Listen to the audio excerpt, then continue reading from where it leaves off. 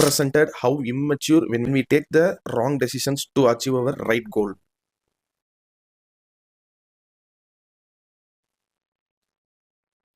நீட்டான பெர்ஃபார்மன்ஸ். மனுஷன் இதை காம்ப்ரமைஸ் பண்ணிக்கலாம், அதை காம்ப்ரமைஸ் பண்ணிக்கலாம். இன்ஃபேக்ட் இந்த படத்தில் ஒன் ஆஃப் த ப்ரொடியூசரும் டிமோத்தி கலாமெட் தான்.